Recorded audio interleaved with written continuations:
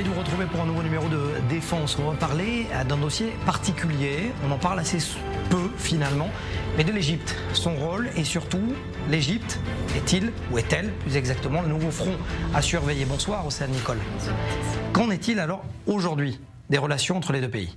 Alors officiellement, depuis les accords de Camp David, donc signés en 1978, les deux pays, l'Égypte et Israël, sont en paix, les frontières sont ouvertes, il y a beaucoup de tourisme entre les deux pays, il y a des vols directs d'ailleurs entre Israël et l'Égypte. Le Sinaï, juste avant le 7 octobre évidemment, c'était une destination très prisée par les Israéliens. Dans le rôle, dans les conflits, l'Égypte a toujours eu un rôle de médiateur dans les conflits. Avant le 7 octobre, encore une fois, les conflits qui ont opposé Israël et le Hamas, à chaque fois c'était l'Égypte, toutes les négociations ne se passaient pas à Doha, mais en Égypte. Depuis le 7 octobre, c'est vrai que le Qatar a un petit peu volé la vedette et volé ce rôle de médiateur à l'Égypte, mais avant c'était vraiment l'Égypte. Mais d'un côté, l'Égypte ferme les yeux et a fermé les yeux sur beaucoup de choses. Quand on voit les images de toutes les armes, de toutes les munitions, de toutes les infrastructures terroristes dont dispose et dont disposait le Hamas, et tout ce que l'on voit, toutes les infrastructures qu'ils ont dans la bande de Gaza, c'est difficile de croire que l'Égypte ne savait pas.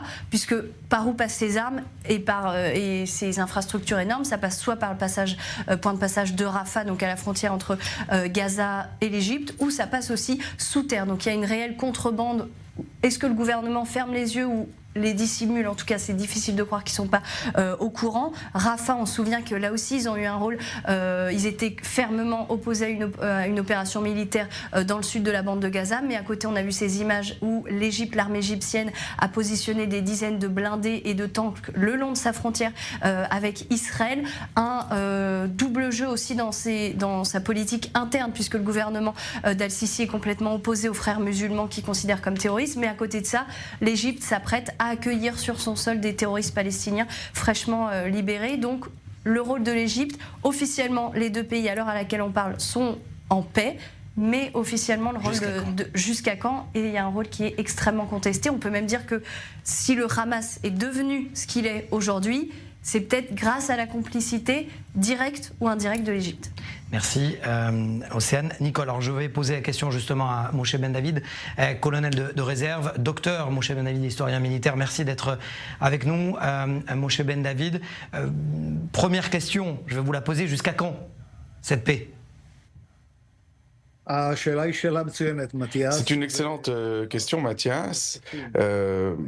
Bonsoir à tous. J'aimerais commencer par parler de terminologie.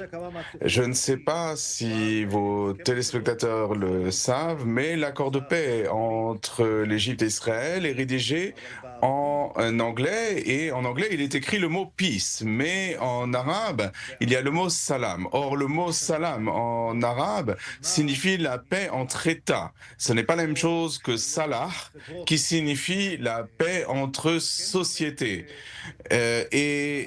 Lorsque l'on parle de salam, eh bien c'est quelque chose qui engage un pays, mais pas la société de ce même pays.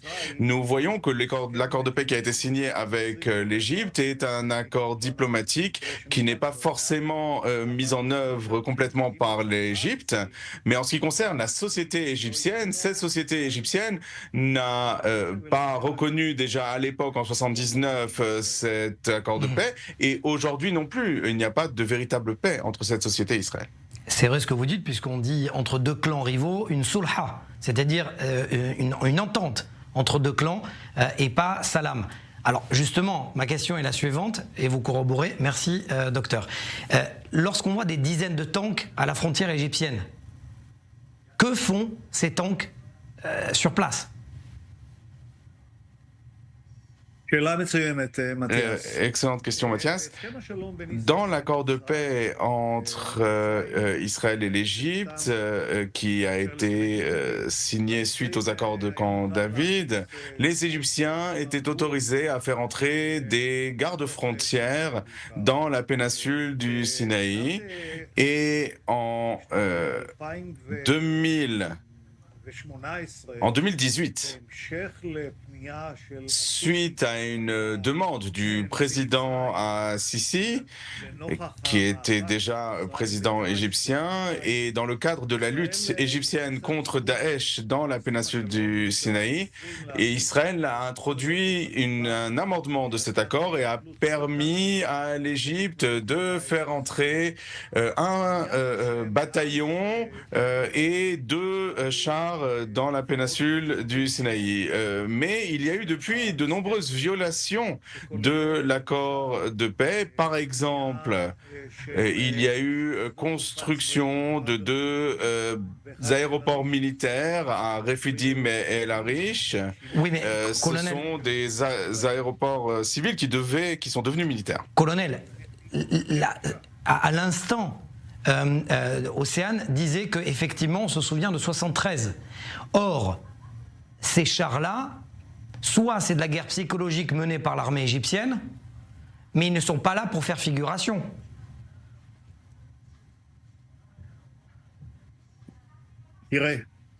Écoutez, pour bien comprendre les choses, il faut bien dire que l'ennemi traditionnel de l'armée égyptienne, c'est Tsahal. Et c'est d'ailleurs là-dessus qu'ils s'entraînent. Et l'armée égyptienne s'est constituée dans la péninsule du Sinaï. Je ne sais pas si vous savez, mais il y a 6 tunnels sous le canal du Suez qui permettraient de faire passer des divisions de l'armée égyptienne en quelques heures de la rive droite à la de la rive gauche à la rive droite du canal de Suez. Donc l'armée égyptienne se prépare à la guerre face à Tsahal parce qu'il n'a pas d'autre ennemi, parce que l'autre ennemi, ce serait l'Éthiopie, là où il y a un conflit sur la déviation du Nil entre l'Égypte et l'Éthiopie, mais c'est très loin de l'Égypte, c'est à plusieurs milliers de kilomètres. Justement, c'est très intéressant ce que vous dites, parce que il y a quelques jours de cela, l'ambassadeur Danny Danon, qui est l'ambassadeur d'Israël aux Nations Unies, a été interviewé par un journaliste de Radio Darum, la radio du Sud, où il dit justement, mais à quoi ça sert de moderniser l'armée égyptienne, puisqu'il n'a qu'un seul ennemi finalement, c'est Israël. Écoutez-le, et je pose la question au colonel Ben David juste après. Pour terminer, à quel point vous êtes inquiet de la situation plus au sud de Gaza, à savoir l'Égypte?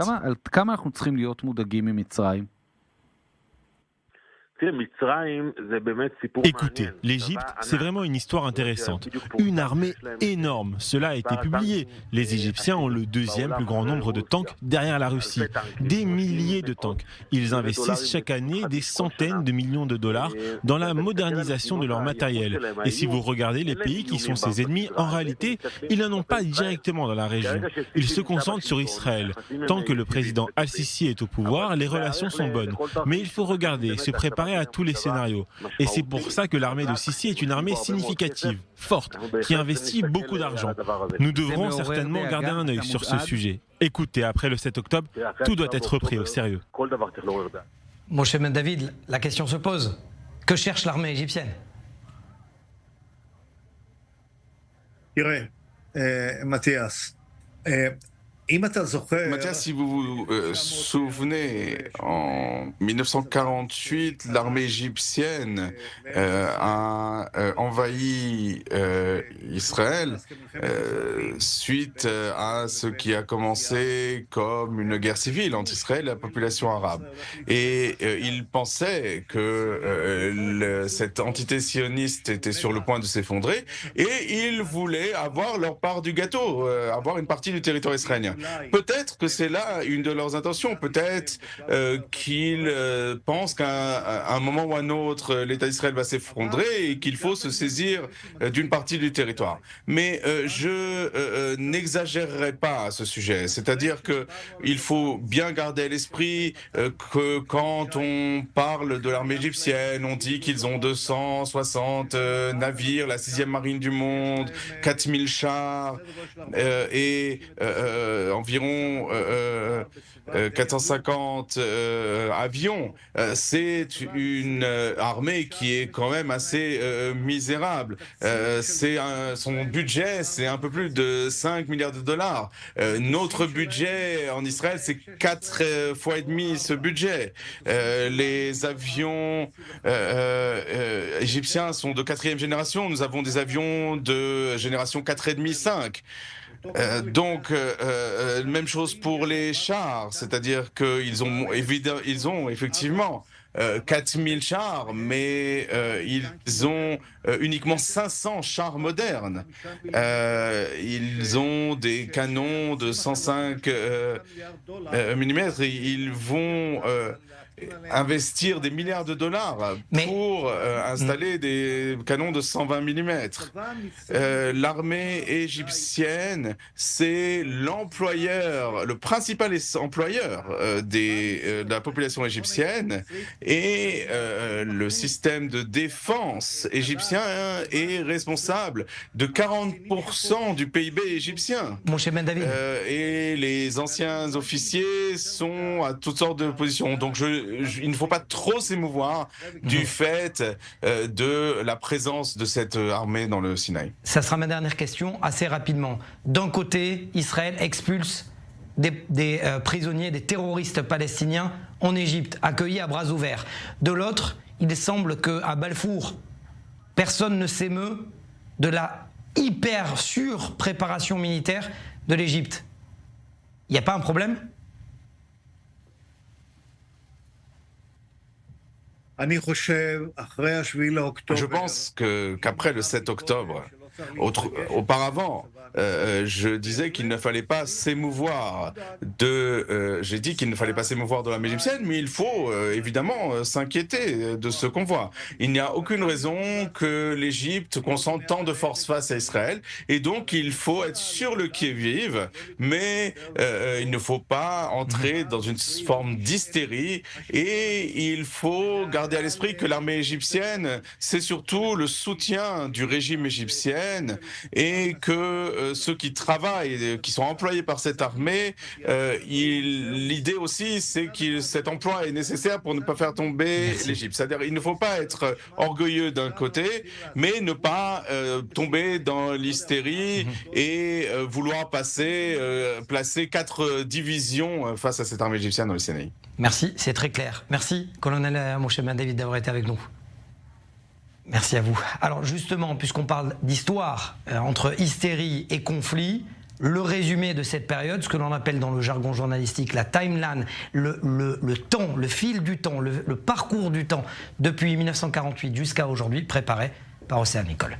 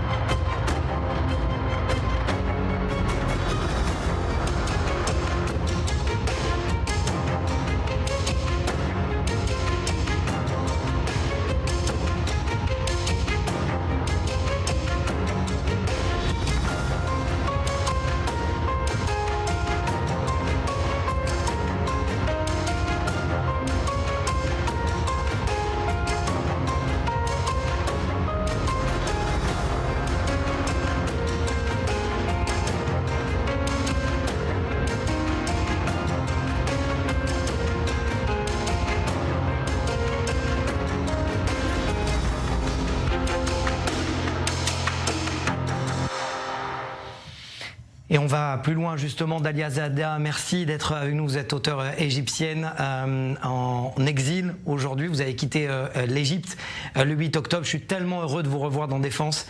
et expert du Proche-Orient. Merci d'être avec nous. Première question.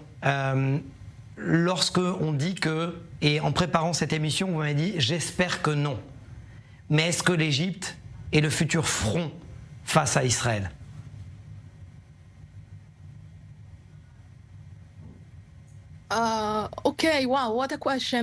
Quelle question. Merci beaucoup, Mathias, de m'accueillir. J'ai toujours beaucoup de plaisir à vous parler. Est-ce que l'Égypte sera le prochain front pour Israël? Non, je ne le pense pas. Pas parce que les relations entre l'Égypte et Israël sont bonnes aujourd'hui, mais si on analyse la situation sur la base de la théorie du jeu, il ne semble pas qu'il y ait autant de tensions que un des côtés veuille la guerre avec l'autre. Alors, les Égyptiens veulent plutôt exercer une pression plutôt que d'entrer dans une confrontation. Alors là, je parle des dirigeants. Par contre, pour la population, pour le public égyptien, c'est une chose différente. Il y a un récit dans les médias qui montre Israël comme un ennemi, qui appelle à la guerre, qui parle de la mobilisation des forces armées égyptiennes dans le centre de la péninsule du Sinaï, près de la frontière avec la bande de Gaza. Et dans ces médias, on parle aussi du traité de paix entre l'Égypte et l'Israël, affirmant qu'il a été violé parce que les troupes israéliennes sont proches de la frontière. Toutes ces déclarations font que les Égyptiens pourraient se dire « oui, combattons Israël ». Mais l'Égypte, c'est bien. L'Égypte a de l'expérience face à Israël et l'Égypte sait bien que une telle guerre ne mènera nulle part. Alors, vous en savez quelque chose au niveau de la radicalisation de la société, parce que vous avez été forcé quasiment à quitter vite, parce que vous avez osé un crime, condamné le Hamas le 7 octobre. À l'instant, le colonel Moshe Ben David disait que ça vous fait sourire malheureusement, et je suis tellement ravi que ça vous fasse sourire plutôt qu'autre chose. Mais le colonel Moshe Ben David disait à l'instant qu'il y a une différence entre salam, la paix entre deux États, et le salah, entre deux sociétés. Il est important de dire, et vous l'avez compris, que la société israélienne n'est pas en guerre, ni même l'État d'ailleurs, n'a jamais été en guerre contre la société égyptienne. Pourquoi les Égyptiens, je parle du peuple, se sont en guerre contre Israël? Tout est une question de désinformation. C'est une désinformation qui a pris toute la place dans les médias égyptiens et aussi dans le système éducatif égyptien. Pendant des décennies, on a lavé le cerveau des Égyptiens et c'est quelque chose qu'on voit aussi dans d'autres pays arabes. On dit aux gens qu'Israël, c'est l'ennemi pour que les dictateurs arabes, et notamment en Égypte, puissent dire que tous les problèmes intérieurs sont de la faute d'Israël. Croyez-moi, j'ai vu des choses assez drôles.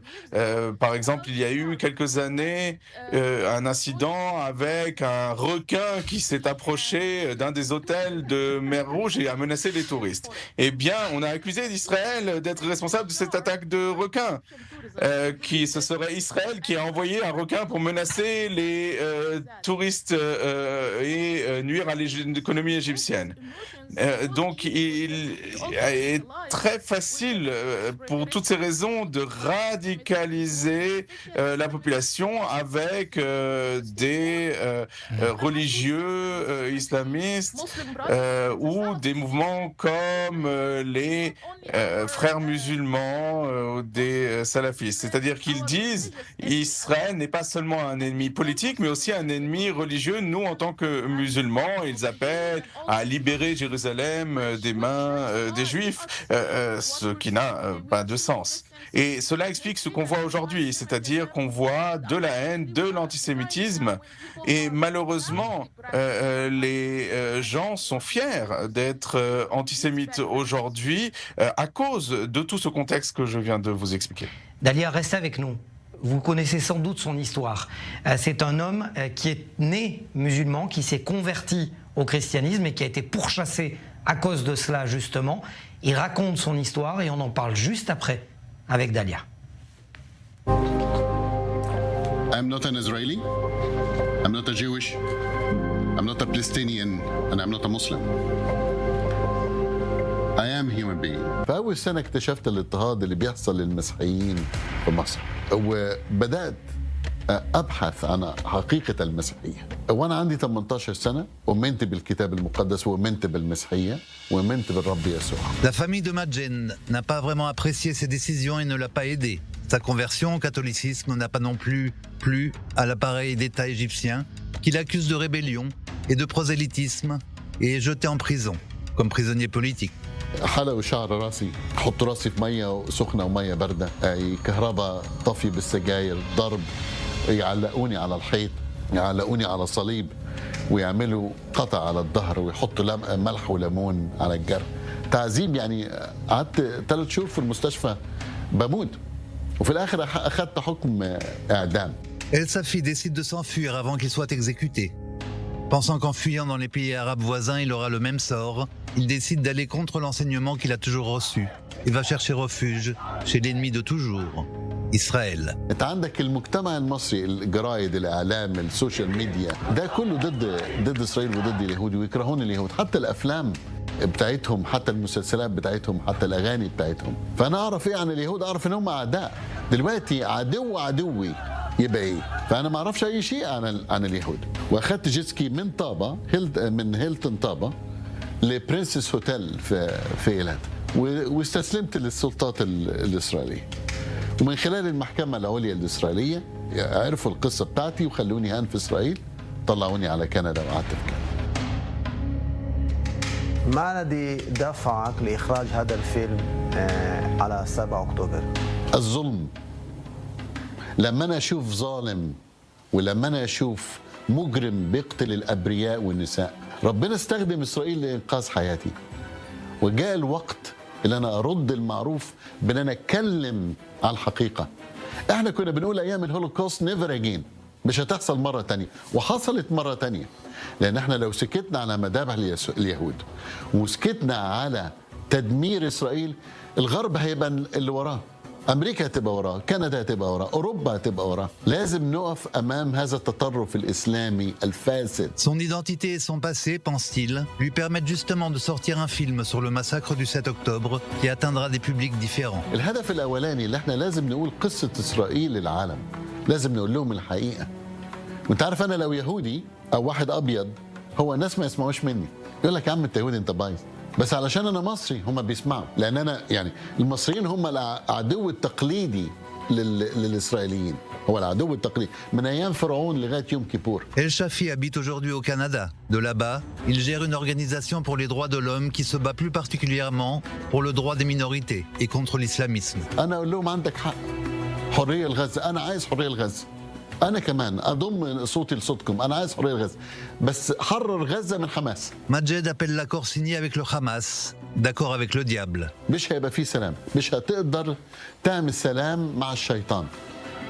افهم الكلام ده ولو قامت النهاردة انتخابات في غزة أو انتخابات في ضفة حماس هتنتصر في الانتخابات. ما تحطش سلاحك تحت المستشفى ولا تحت المساجد ولا تحت الكنائس ولا تحت المدارس وبعد كده يقول لك إسرائيل بتضرب المدنيين وبتضرب المدن. أنت بتستخدم المدنيين بتوعك أنت بتستخدمهم. لازم ينتهي حماس من غزة ليست فقط من أجل الشعب الإسرائيلي ولكن أيضا من أجل الشعب الفلسطيني ولازم القضاء على حزب الله ليست فقط من أجل الشعب الإسرائيلي ولكن من أجل الشعب اللبناني. Les accords de paix ont été signés entre l'Égypte et Israël à Camp David il y a déjà 45 ans. Mais Madjed est convaincu que les Israéliens devraient se soucier du futur. في آخر 10 سنوات تسليح الجيش المصري زاد أكتر من 300%. لو قامت الثورة في مصر وأخذها الإخوان المسلمين مرة تانية الجيش ده الأسلحة دي كلها تروح في إيد. بس عايز أسألك سؤال أنت البني آدم اللي بينكر ده لو حصل لأمك ده لو حصل لأختك ده لو حصل لبنتك ده لو حصل لمرتك هل انت كنت لسه هتنكره؟ لو حصل اغتصاب لبنتك الصغيرة بعد كده قتلها من طرف الإرهابيين، هل هذا حتى لو أثرنا على عقليتهم 1% كذبني؟ بنجرب ما هو التعليم ايه؟ ما هو التعليم مش بس درس واحد، التعليم هو استمرار الدروس باتجاه الصحيح. Et je vous pose la question, Dalia. Si nous arrivons, et j'ai pu remarquer que vous étiez extrêmement concentré à ce reportage, est-ce que on arrive à convaincre 1% de la rue palestinienne, de la rue égyptienne? Est-ce qu'on aura réussi notre mission? Absolument. D'abord, merci de m'avoir montré ce film et je voudrais féliciter Majid et des gens comme lui à travers le monde. Vous savez, nous sommes nombreux, mais le problème est que nous travaillons individuellement, nous ne sommes pas aussi bien organisés que ceux qui sont face à nous, les islamistes radicaux, ceux qui sont pour le Hamas et qui sont pour le terrorisme. Ils sont mieux organisés que nous. Donc, il devrait y avoir un moyen de réunir toutes ces forces pour que nous soyons une force puissante face à toute cette obscurité. Parce que ça n'est pas une guerre qui concerne uniquement Israël ou le peuple juif, c'est une lutte qui concerne tout le monde, y compris moi-même qui m'identifie comme une musulmane libérale. Merci. Eh bien, ces gens-là me considèrent eux aussi comme une menace et ils me rejettent. Donc oui, je pense qu'on peut parvenir au changement, il faut s'unir et travailler à ce changement. Comme on dit en hébreu, Be'ezrat Hashem, en arabe, Inch'Allah. Merci Dalia Azadia d'avoir été avec nous. Voilà, c'est la fin de ce numéro de Défense. On se retrouve très vite sur nos antennes.